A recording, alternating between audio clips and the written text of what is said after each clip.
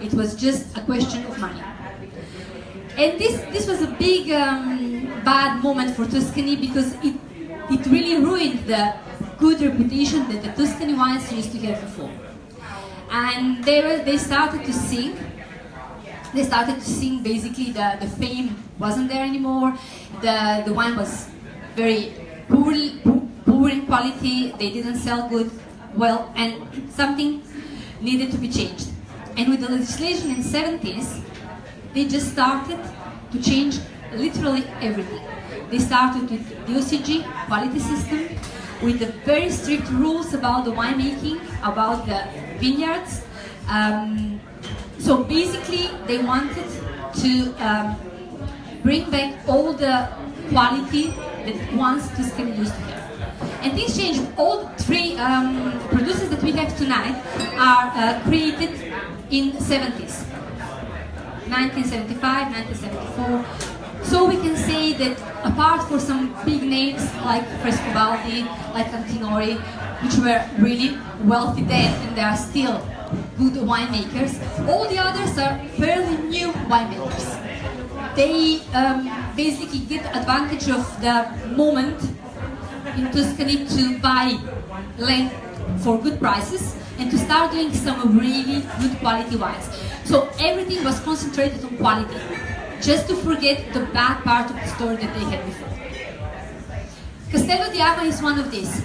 It was a full family decided to buy a land really near to Hamlet, Borgo, which name is the AMA. That's why it's called Castello di AMA.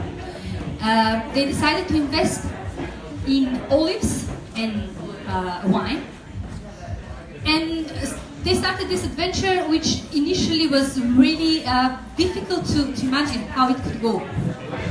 And actually they had a very good intuition to take a good winemaker.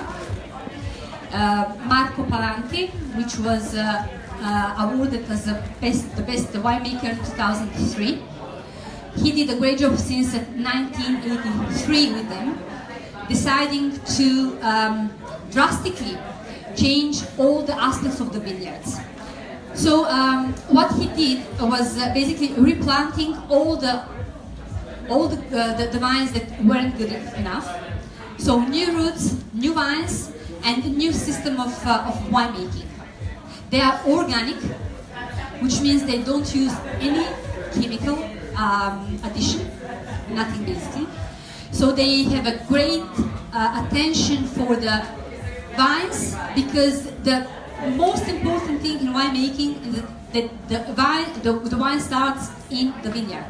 If you have healthy vines, you have healthy grapes, and then probably you'll have a very good wine. If you don't start in the vineyard, then you have to correct everything later, and you correct it with chemical addition. That's why it's really important to keep your vines healthy. So they are lucky also because they have a great exposure. Most of the vineyards are east-southeast, so they have a big amount of sunlight. They do also the particular way of how can I say this in a technical way? They take off the leaves of the vines the way that the grapes can take more sunshine, which means they have good aeration, they don't have fungus, they don't have to use antifungus later, and they have big amount of sunshine, so they are ripe at the moment of the harvest. The second moment, very important, is the selection table, which means that after the harvest, the grapes are all manually selected. So first of all, it's a manual harvest. So no machines, the grapes are not stressed, they are picked one by hand and transported very quickly to the winery. And then on the table, very big table, you have people basically sorting, picking the good grapes and throwing away the bad ones. So the wine is, all the wines that they make are made this way, and that's why it's a very high quality. All the fermentation that they do is with the spontaneous indigenous yeast. Once I explained in another masterclass why this is important. it's a particular question, but to me it's really dear, this argument. Basically, you have the fermentation starting with yeast, but what's happening usually, not the winemakers don't want to risk to have the stacked fermentation on not very well done fermentation, so they put industrial yeast, selected yeast, into the mask of the wine, and then the fermentation starts for sure. Some other winemakers, like Castello di AMA, they don't use any industrial selected yeast. They just use the yeast present on the grapes. Thank you. Present on the grapes, and then the fermentation starts. Yeah, you can see how beautiful it is. It's really difficult to imagine bad wine made there. You have to be. I don't know. It's just the soil, the climate, the exposure, the aspects of the vineyards. It's already, everything is there already. So with a good winemaking, you'll have a very pure expression of the Sangiovese, which is in your first glass, I think. Even it is a very. I give you the change for 1 minute if you want to taste it, because I know it's very hard talking so much. I know because I do it all the time. Any questions? Tuscany, so this is in Gaiole in Chianti, which is basically near to Siena. Yes. Can you be our weather girl, please? Yes. Where is it gonna rain tomorrow? Nowhere. I have to. Gaiole in Chianti, it's basically. Anybody been to Gaiole in Chianti here? I used to live there. Ah, here we go. Lucky You want to know about Gaiole in Chianti? You had a question for us. Yeah, I was going to ask about the year. So this one is at 2014. Can you just talk about like the years in Tuscany, which years are good? And You have already in your notes all the explanation about the years. Yes, it's 2014, but it's for you to keep it because it's important, I think, the vintage. So the question of vintages, it is an important one because the vintages changes. What I want to underline that nowadays, the good winemakers are absolutely able to make good wines in a difficult or challenging year. So, of course, 2014 was a really tricky one. It wasn't one of the best ones. It was really cold at the beginning, so very fresh summer. Then it exploded suddenly. Then we had the rain. The rain before the harvest is really very, very difficult to handle because it makes the grape swallow, and then you have a big percent of water in the grapes, which means big percent of water in your wine. Then you have watery wine, which is not good at all. This is a nightmare for all the wine producers. But even then, if you see on your notes all these years that we have 2009, yes? Yes, I can notice in the notes the slides are very small. Do not worry, we're going to send all the notes via email to your address that you used to book the tickets, so you can then zoom in and enjoy some nice reading. Sorry. We're going to make it bigger or do it another way next time? I can't even dream of reading that, but perfection in the making is called, yeah. So yeah, I was saying, so even if when you have difficult years, a good winemaker with a good knowledge of the wine, with a good experience, will know how to manage it. And actually, if we think vintage here, I would expect something different, something more watery, probably something more green. But if you taste the wine, it isn't this way because they just knew when and how to pick the grapes, and they did it twice. So usually you do the harvest once, because you are lucky because all the grapes are absolutely ripe and you do your harvest. This time in these years, when you don't have a very good climate, you have to do it once, twice, or maybe more time until you pick all your grapes, and then you start different fermentation. So this is what happened here. And they do 2 harvests basically, and plus the third one, because here we have 96% of Sangiovese and 4% of Merlot, which is vinified separately. So they are picked up in a different moment, they are fermented separately, and then the blend is done. So what is the basic Chianti Classico like? What we are looking for in a basic Chianti, what we can expect for a basic Chianti Classico. So we look for elegance, as I said before, freshness, nothing complex, nothing too structured, nothing too heavy. It is not by law that you have to do oak aging. So mainly, if the oak is used, is for the second or third passage barrique, so not new barrels, because the producer search the freshness in the wine and not the structure. The old barriques permit the wine to oxygenate, but don't give any flavors extra. So you have really, as I said before, pure expression of the grapes. So it's very, very clean, yes? Very clean, cherishy, very easy drinking wine. It's important, it is very long tasting, so it lingers for a long time. It is an indication of quality, and you have to search for it. If the wine doesn't stay like flavors, it is not good. It's just easy. But if it's not very structured, it doesn't mean it is not good. You just have to think, what I have to do with this wine, or shall I drink it like aperitif, or with something easygoing, or I need it for some more complex food. You can drink it young, yes. It has some potential, depends on producers. I think this one, as a producer, is pretty good. Has some potential for aging, but I will not keep a Chianti Classico basic one more than 5 years. Hello? Yes. We're gonna provide you with a second glass. Unfortunately, for obvious space reason, we can't have all the battery of wines in front of you. It's fine to drink a wine on top of another wine, so when you finish, you do it. If you require to have more glasses and get back to the previous one, just ask us. And if you make a way to have the space on your table to do it, please do.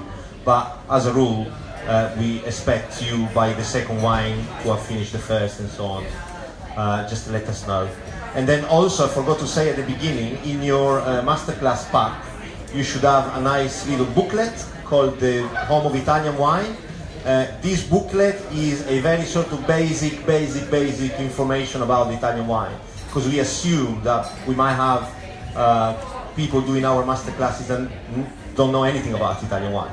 So if you don't, I think it's a great tool for you to take home. If you do, apologies, maybe some terminology will be pretty obvious for you, but sincerely, there are some very talented terms like DOCG and Azienda and so on, how to read a label, and I think it's just useful. And then also a list of all the Italian regions and all the grapes that you can find in that regions.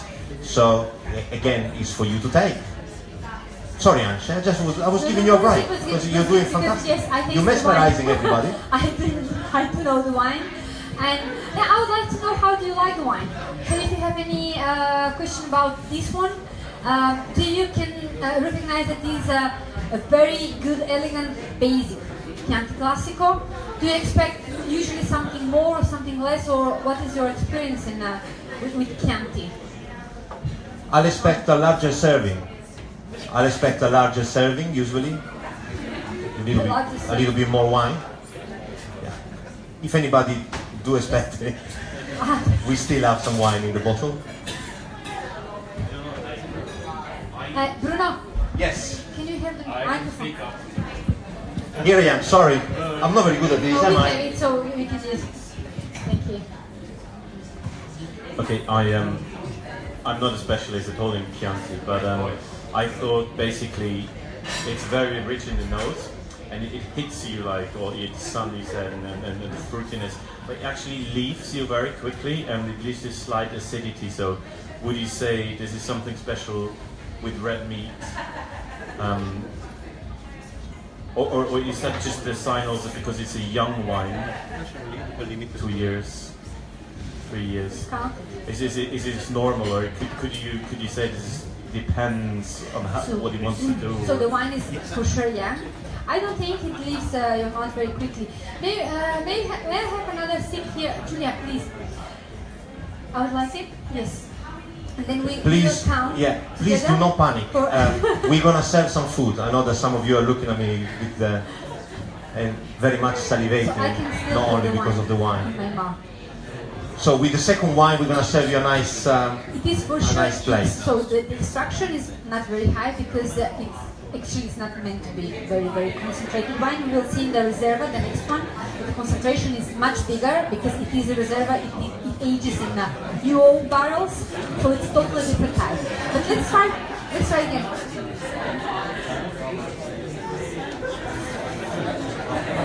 Count the seconds after.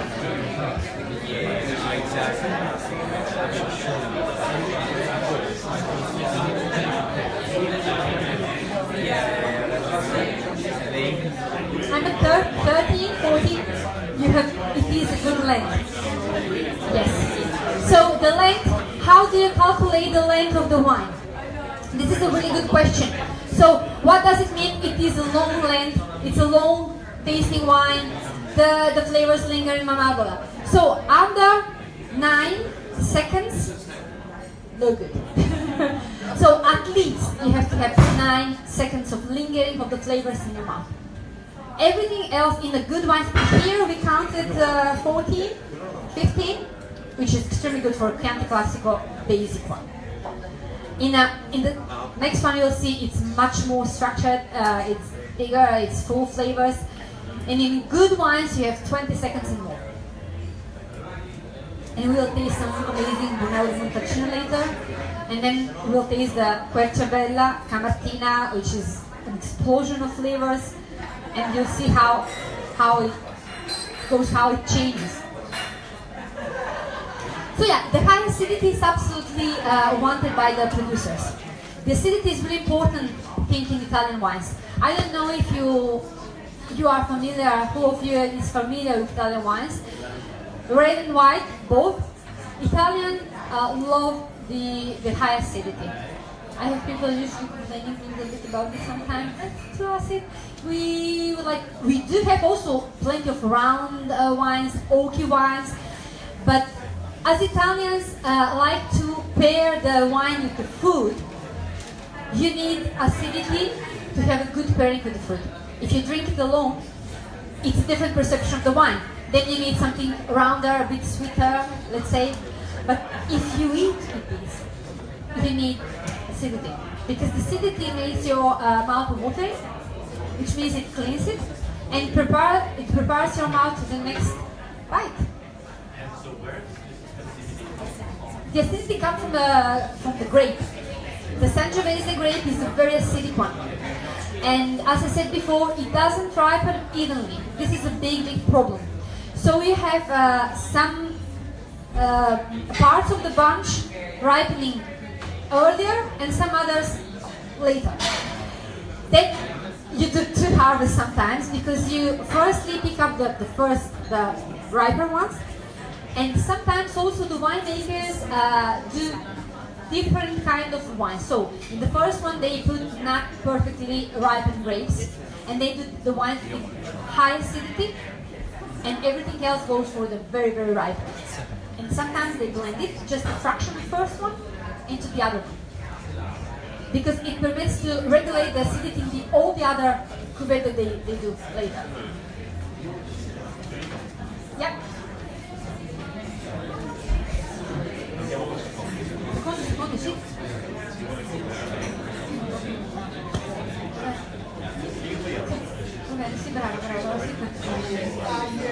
The second wine, do you all have the second wine?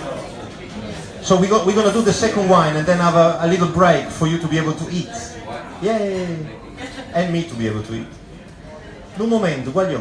A posto, un secondo.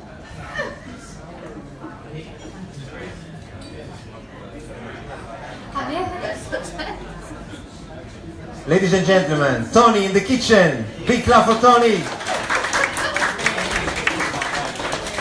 Our Napolitan testimonial. Never mind the football, Tony. Don't worry, it's fine. You have the most beautiful city in the world. You don't need the football.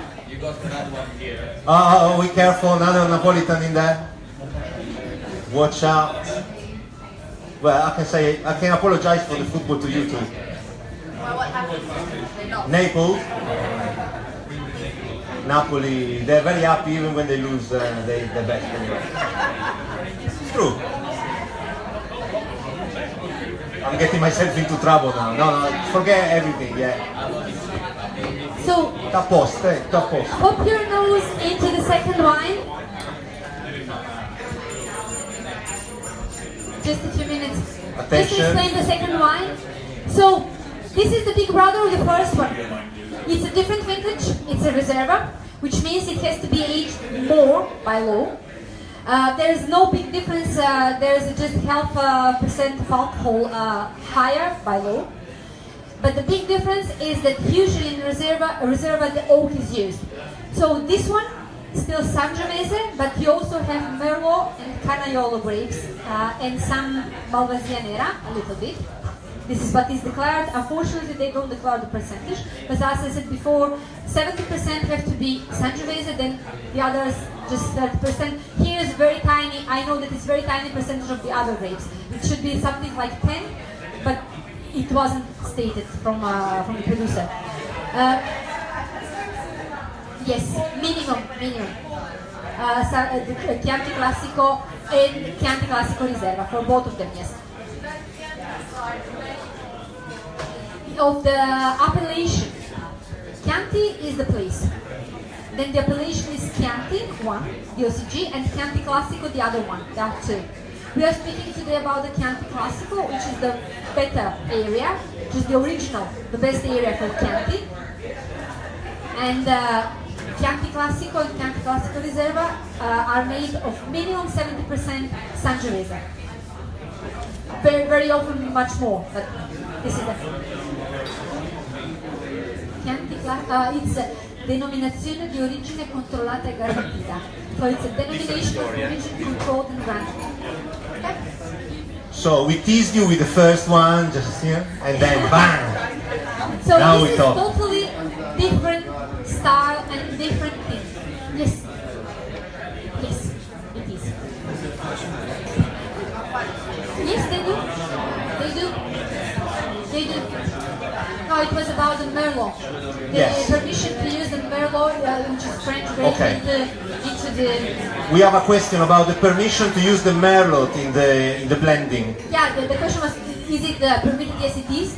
It is permitted to use Merlot in the blend. Now it's quite normal.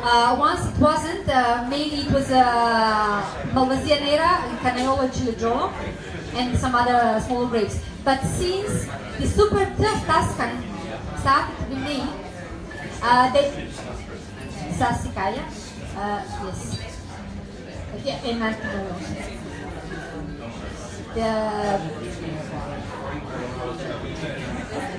Yes. This is really. That's an interesting question. This is a bit.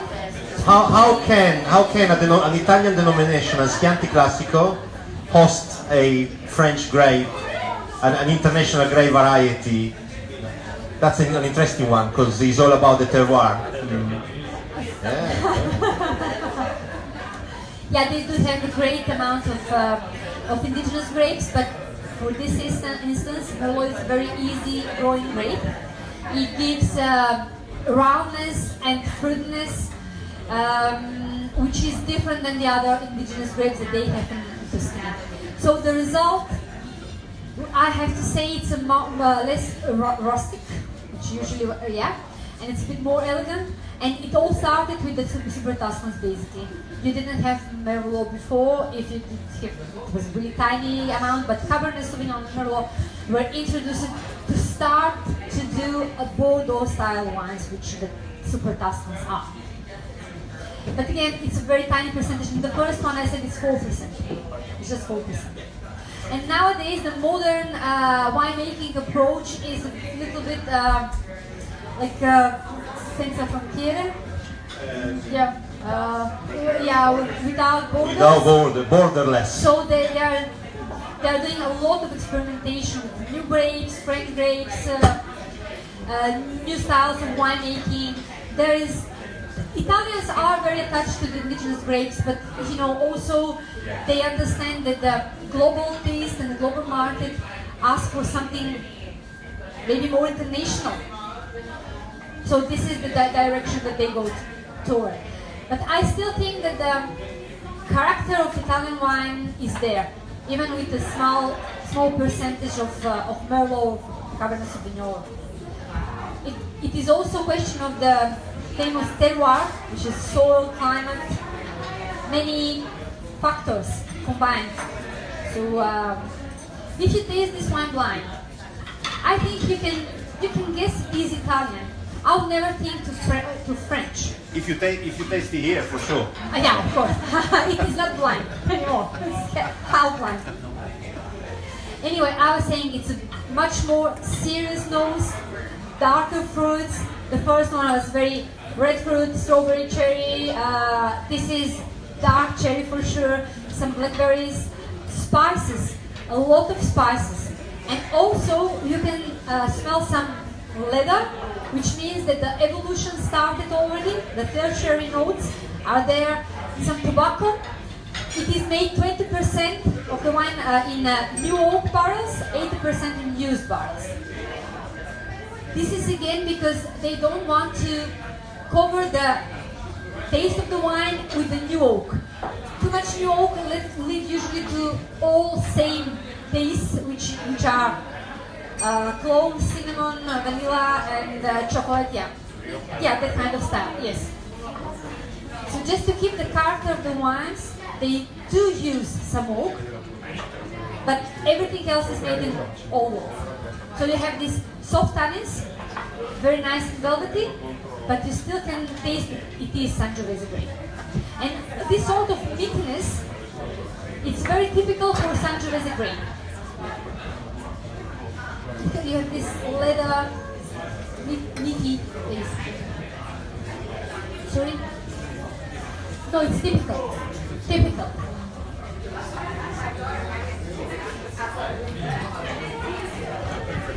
Of course. But if you started with this one, who knows? Now you have a way to understand what you like more. It is not so obvious. I have people coming here and they prefer the first one because maybe this one is too concentrated, too structured. Then it's just about your taste. What do you prefer? And even what moment of the day it is, if you are eating or not, as I said before. How many bottles you want to buy? How many bottles you want to buy? Yes. If you would like a case delivered to your door or to your office, as many do. Yes. Your colleagues are just looking at me every time, very jealous. Say, "Who's this guy coming?" Yes, I do delivery sometimes. Excellent. Do enjoy some cold cuts, cheeses, a bit of focaccia. In this case, it's absolutely aging. And it's a bit different blend than the first one, because in the first one you have 4% of Merlot, in this one, as I said, there are around 10% of Merlot, Canaiolo, Valdasia. There are some different grapes, but it's very, very 9% to make big difference in flavors, and oak.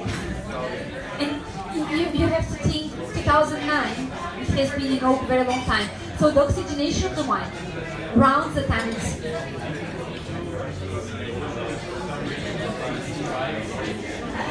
Yes, it is Amarone, and yes, no, nothing, absolutely. They will never use this kind of. You have too much alcohol in the case and too round, too heavy. Sometimes different things. Okay, we're gonna do a 5 minutes mingling break. Whoever came before at our master classes, they know that I very love the term mingling. It's very funny for an Italian to say, mingling. I thought the meaning was very different with the first time I got. Then I understood what mingling was. So please do mingle, and we're gonna ring the bell in about 5 minutes. We gave you the time just to enjoy the last bit of your wine and some food, and give a break to Ance, and I'll see you back in a few minutes.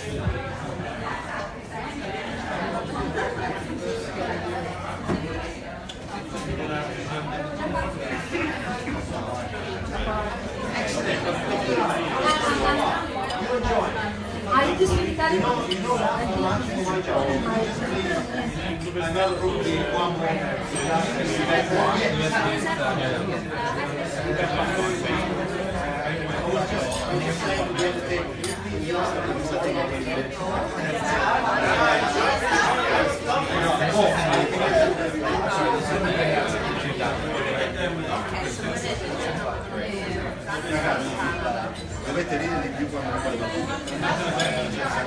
You're saying you have been to Tuscany.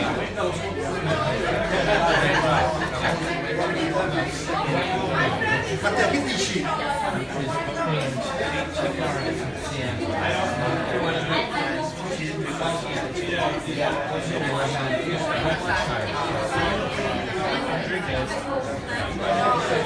Lo faccio adesso, che mi slappano di nuovo.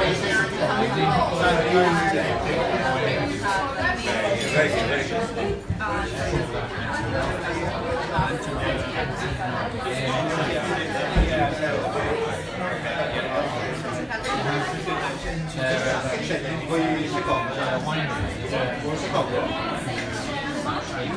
Sì.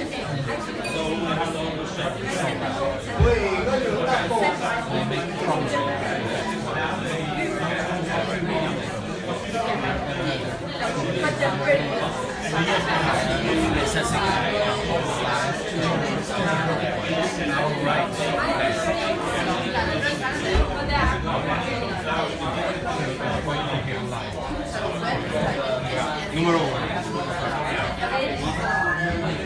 Quindi insomma adesso e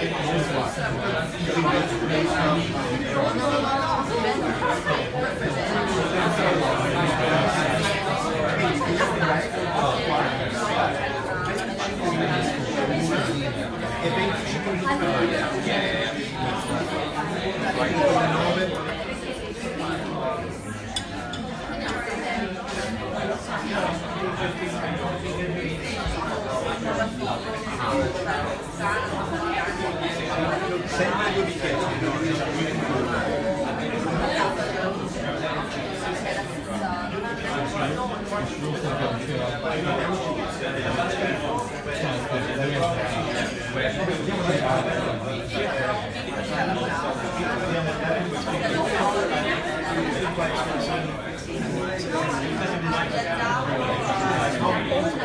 Yeah, I mean, we are a little bit. We didn't realize we were booking a place for the vineyard itself. We are a bit of a drive from the center of Chianti, we're west of it, but the thing is, for us, it was like practical too, because we're flying at night Thursday. We don't want to drive, so I can show you exactly where we're at, just to give you an idea. Yeah, we're not too far away from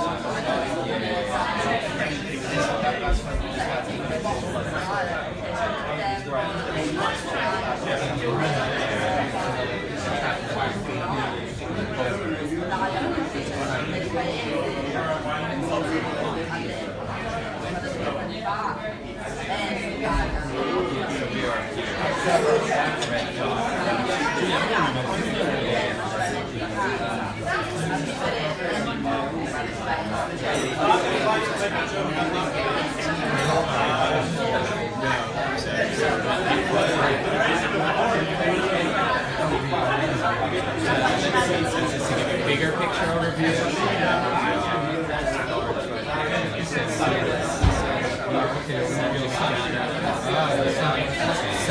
And that's about an hour's drive to here.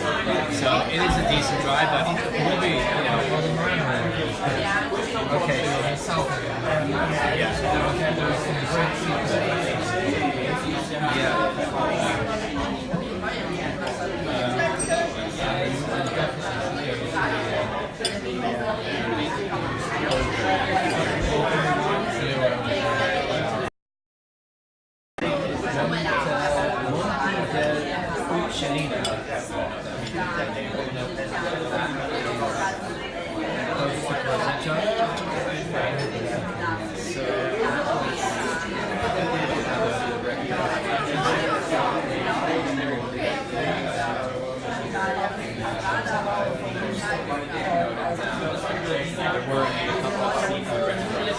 Which I think if we were on the way back, we grab a flight back to pizza, like, maybe go back to the seafood restaurant that way.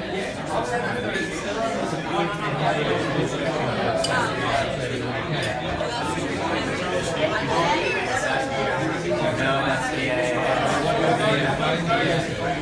flying on Thursday.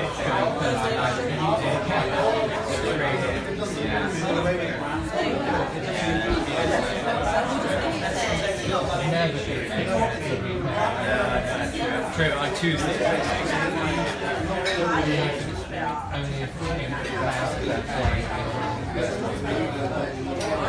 Yeah, I suppose I'm used to here. Is on Tuesday. Is it Monday to Friday?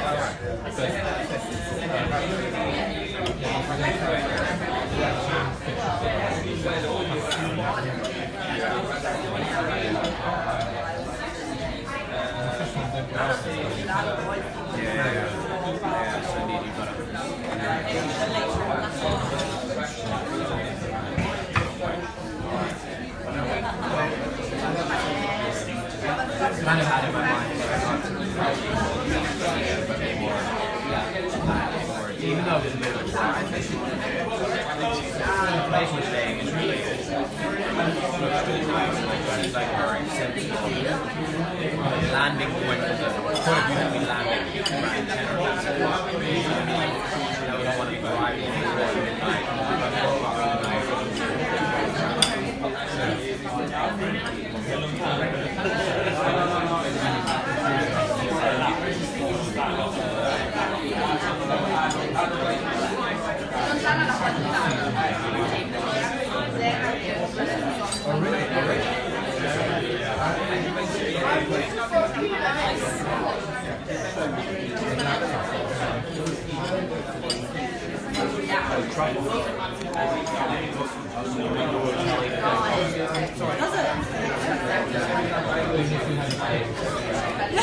Exactly, yeah.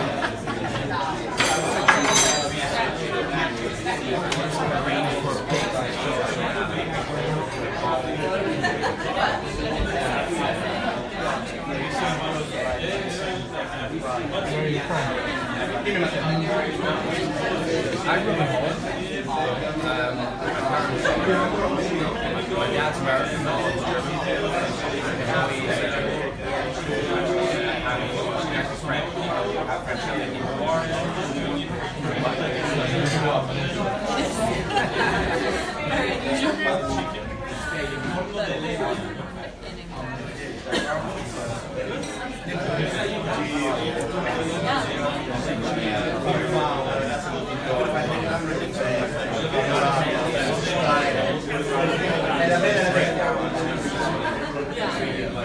You take the nationality of your parents.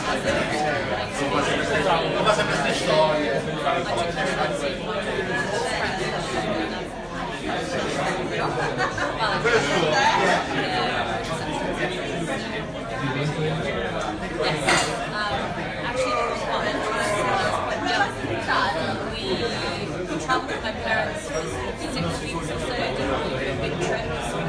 Family and also travelled from north to south.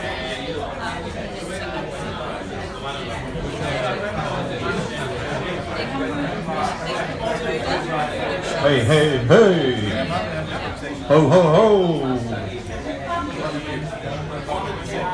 So some of you are thinking we should just order more of this wine and get over and done with, but we won't. Can I switch you on? He was the last of my close family stay in India. Otherwise now Hello, hello. scattered in the States. Okay. I think we are ready for. I think we're ready for the next. So remember, wine on wine is fine. We rhyme. Everybody's supposed to laugh now, guys. Come on. No, no.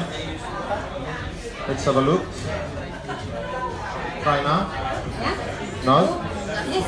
Yes. Yeah, I think so. Yeah. Okay. Okay. Yes. So the next producer It's coming now. They're serving it I now. will start just with a few words about the producer. As I said before, they are all founded around 70s. This is the story of Gabriele Mastrojanni, a lawyer. Can you hear me? Please, Danny, pay attention. Yes? Yeah. You will be tested at the end of this evening. There will be a test. If you don't pass your test, you will have to buy more. So, pay attention. Yes. Danny, pay attention. So I was saying this is a story of a lawyer, Gabriele Mastrojanni, a Roman lawyer, who decided to invest some money in Tuscany. And he was searching for particular land, and not, as you can think, a very fertile one, but totally the opposite. So he scored this land, which was totally virgin land, very unsuitable for any kind of crop, and unsuitable for men also. And he decided to buy it and to follow the path of some other very important person, which is Biondi Santi, who basically invented the Brunello di Montalcino. So the thought was, if Biondi Santi searched for unfertile soil, probably it is because Sangiovese grape needs this kind of soil, and he was right. So, more fertile is the soil, the worse is the wine. So this is something very important to know. And when you ask from where the wine is, if you know that there is a crop of different cultures growing well, probably it's a very fertile soil and the wine is not good. Why is this?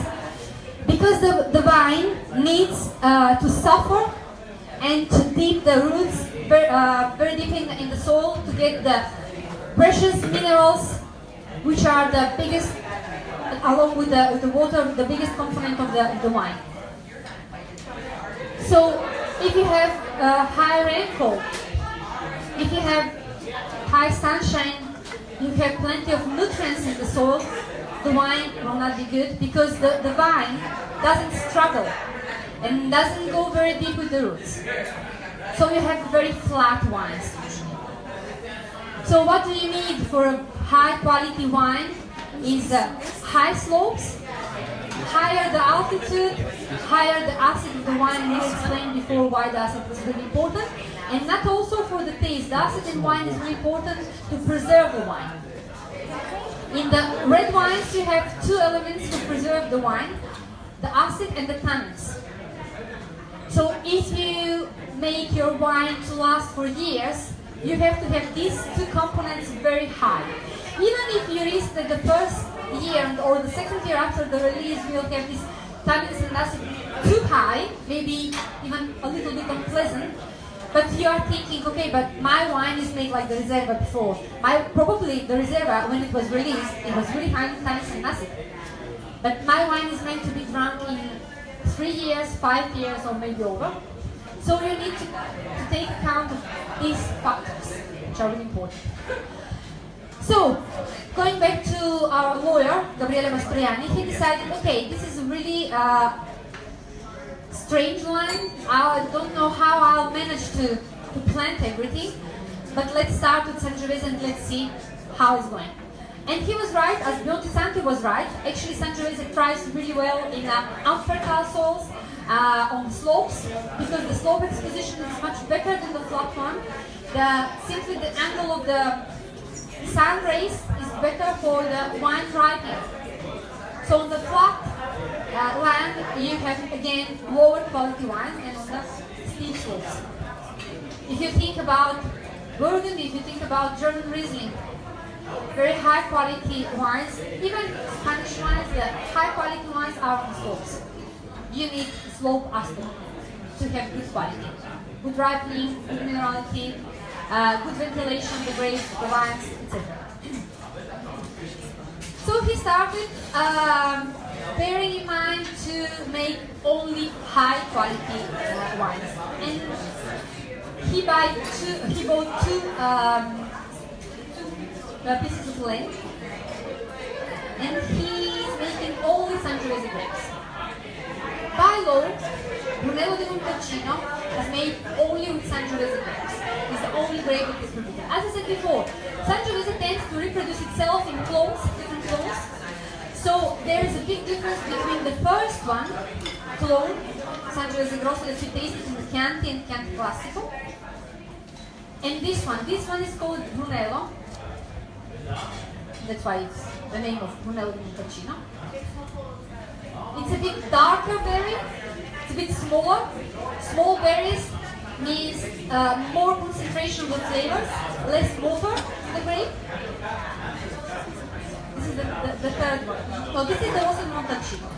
No, he makes all Sangiovese. We will start with the Rosso di Montalcino as an introduction, and then we'll taste a special one, which is Dina d'Asino, the Brunello di Montalcino. So again, for a place, Montalcino is the place. I'll show you here. Here. This is Tuscany. We have Montalcino. It's a tiny, tiny town. Tuscany.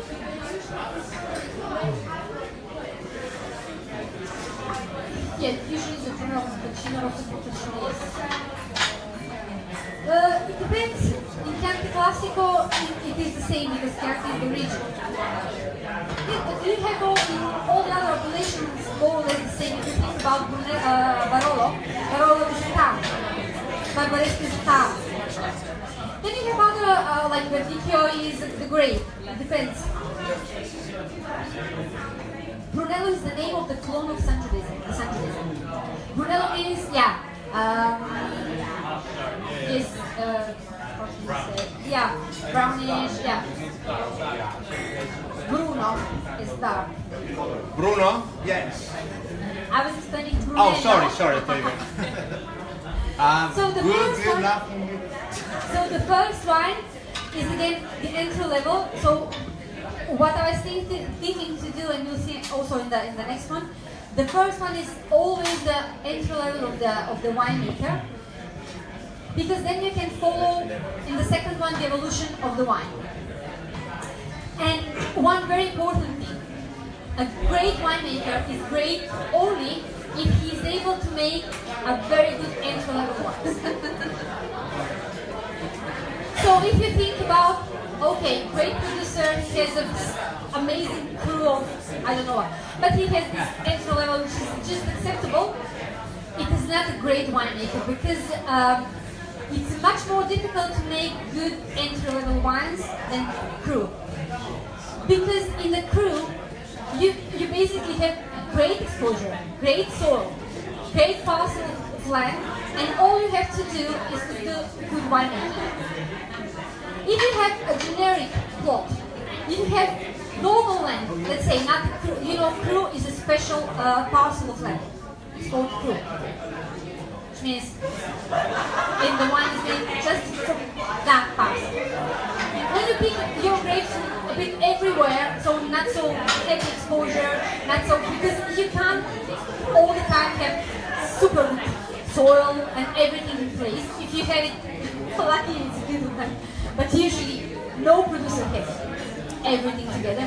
You have to be able to do great entry-level wines. And again, clean, very low tasting, with good acidity, with a nice potential of aging. Depends on the sort of the wine. Is it a Chianti or is it something different? But this is the factors that we are looking for.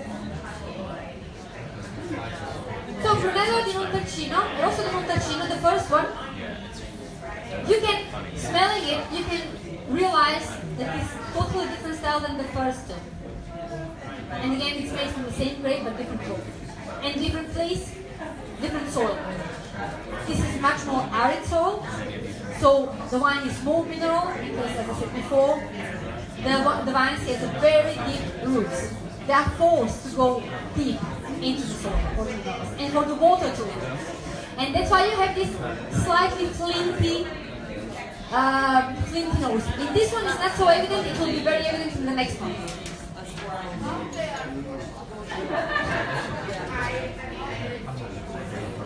They have no nutrients on the surface, and then to survive, the vine basically goes down to the roots, searching for water, and it's a question of surviving.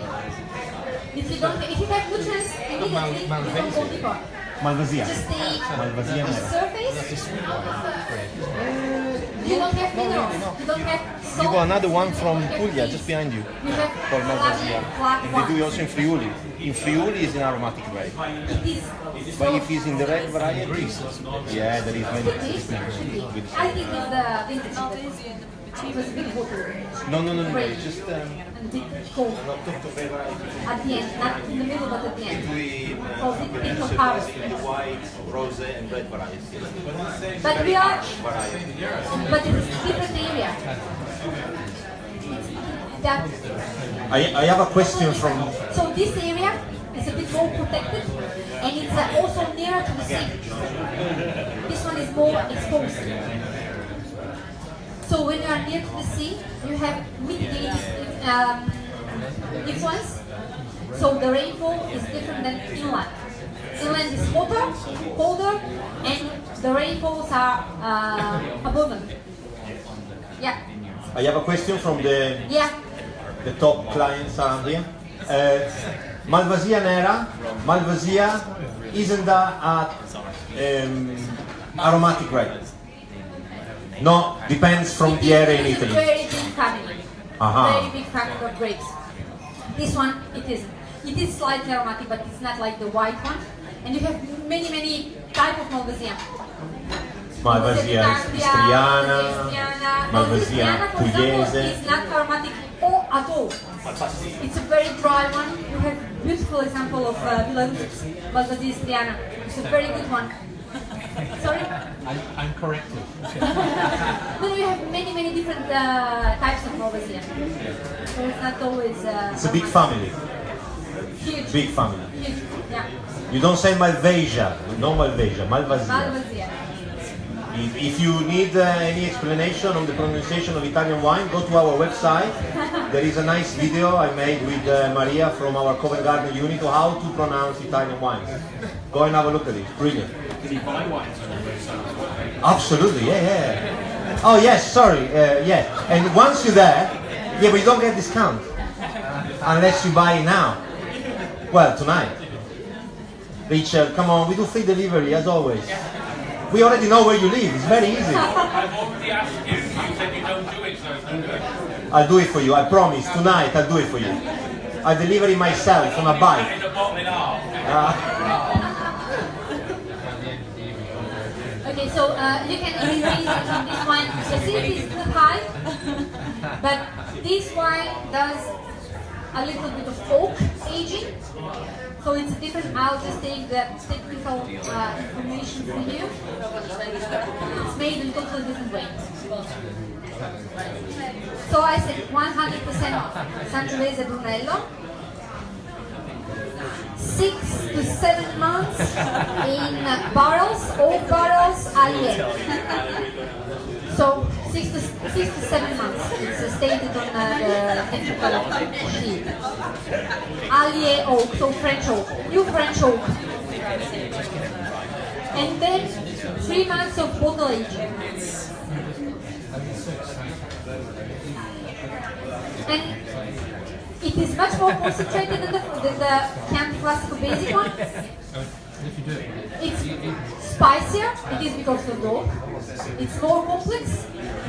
And it's also there a little bit of saltness, savory taste, which wasn't there in the very first wine.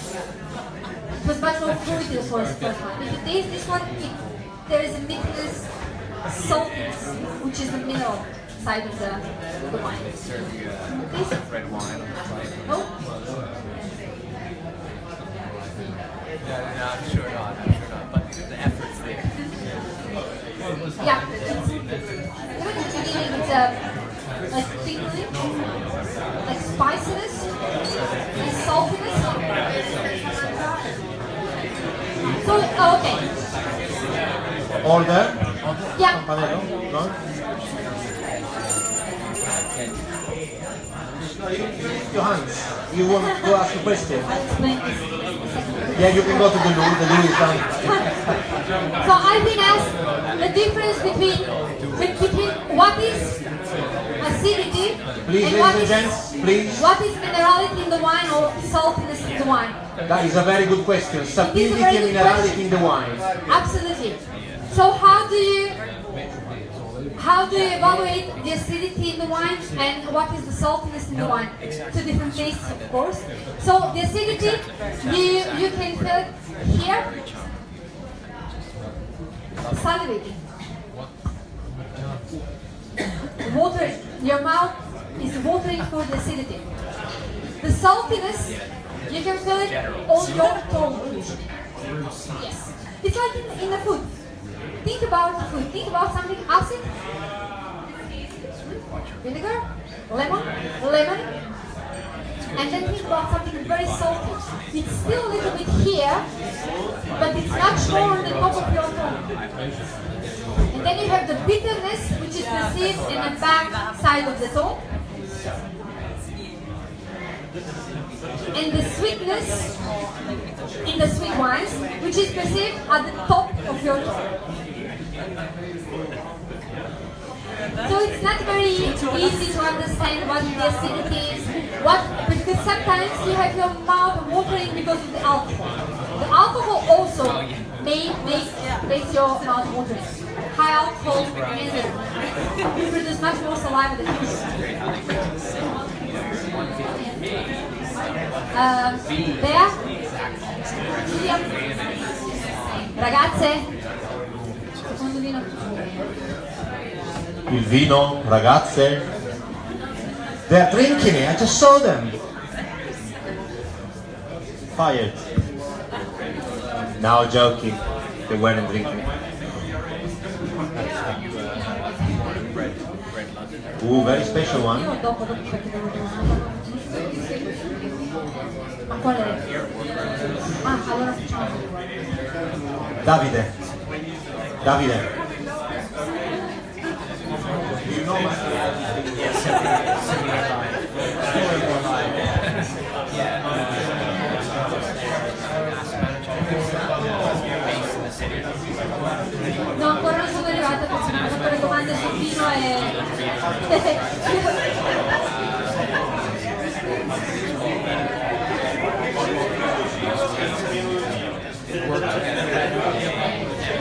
So,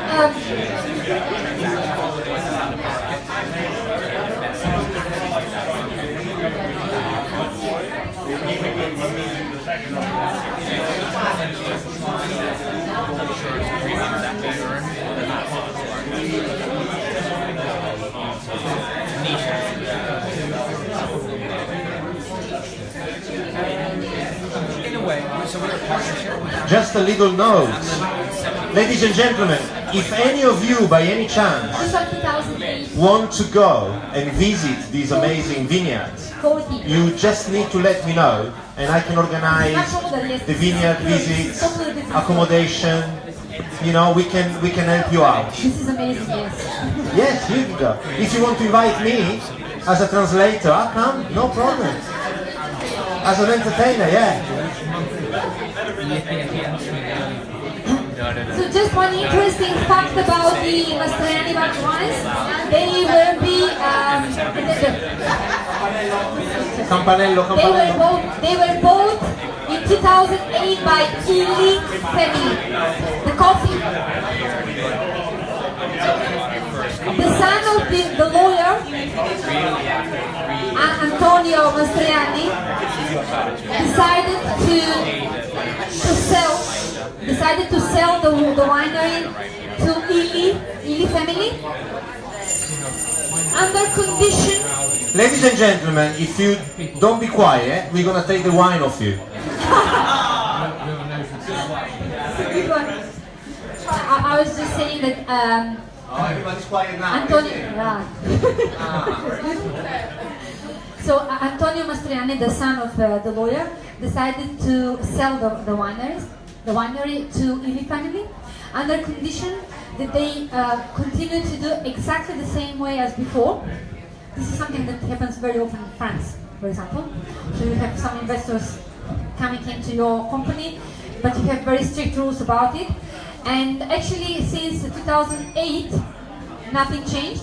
I think even things are improved because they invest a big amount of money in big new containers made of special French oak, which is not a barrel, but it's from the Vosges mountain part. Vosges is near to Alsace, and it's a very particular oak. So it was, for the moment, it seems a very good marriage between the Mastrojanni wine and the Ili family. Let's hope that they'll continue this way. Something particular about the fermentation, just one technical fact. Usually the wines are fermented in stainless steel. Almost all of the winemakers will do this.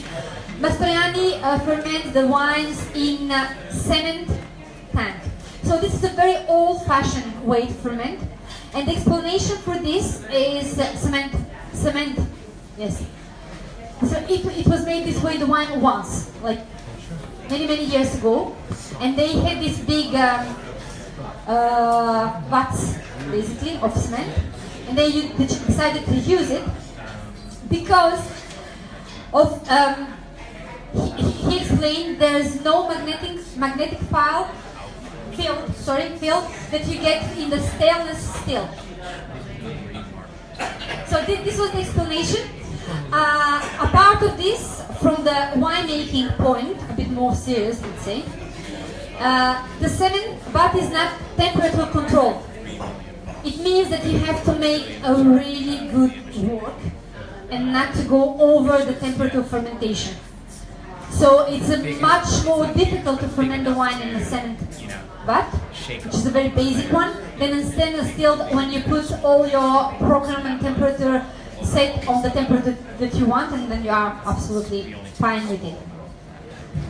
So yeah, the second wine.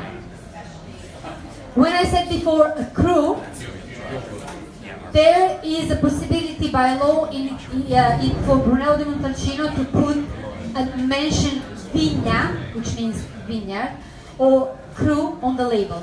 So now we are speaking about vigna, schiena d'asino, which means Bruno. The back of the donkey.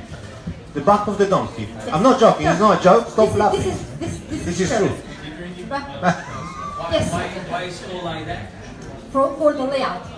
It looks like the back of the donkey.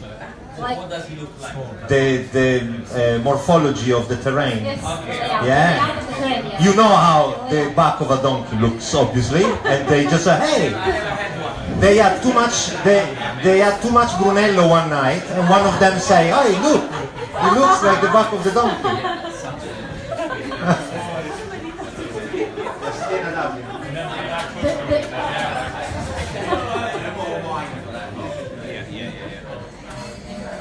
2008.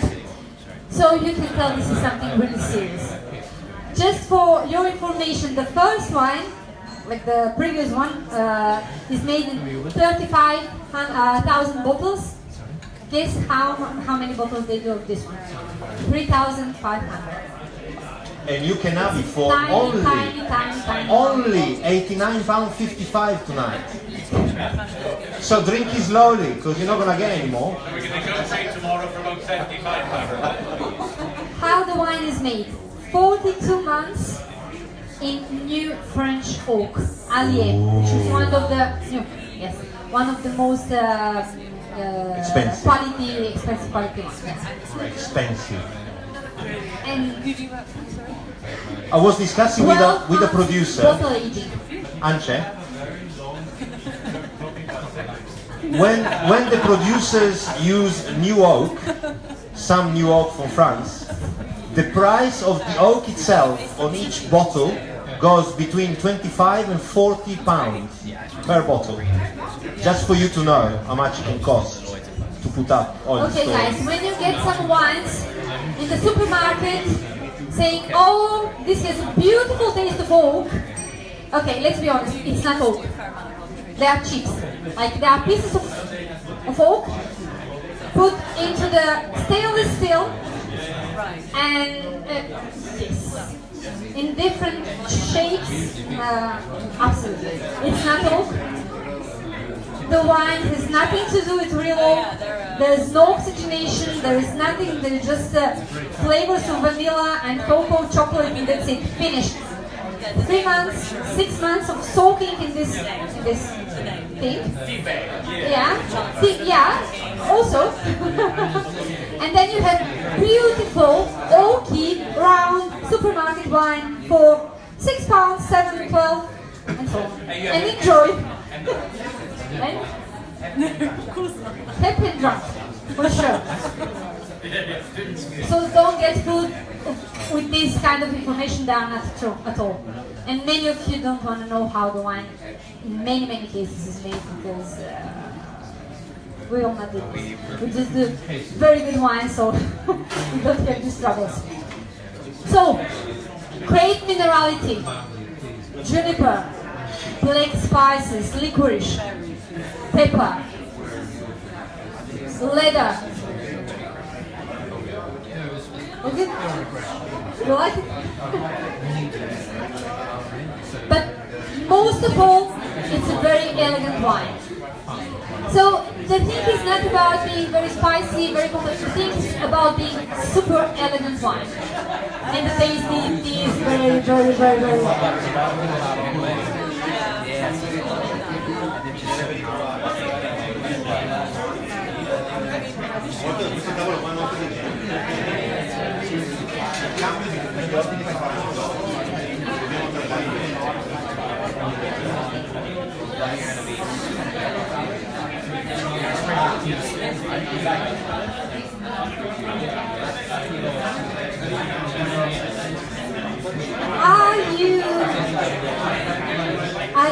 I can still taste the wine, and I just stop before you start speaking. It's still there. You know what? They don't pay me to promote the wines, and I'm pretty sincere about wines. I taste awful amount of wines, and I can tell you, probably, what do you think, and what do you feel on your palate have to be the same from the start to the end. It isn't this way.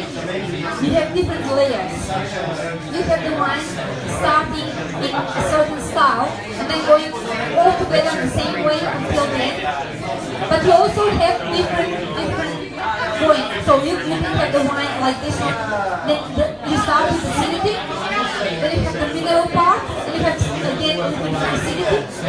Follow it. And then you follow what is precisely happening in your mouth. And then you realize there are different layers. I've been traveling. I've only been there 5 minutes.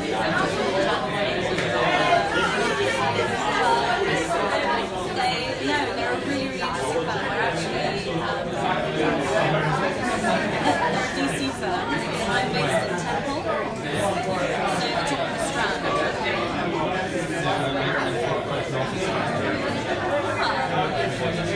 Okay, fantastic. 16, 17, 18, and 20, 21, still there. I think now the tannins. Now we start the bitter part. Can you do the bitter part back in your tongue? But it's still there. It's not gone.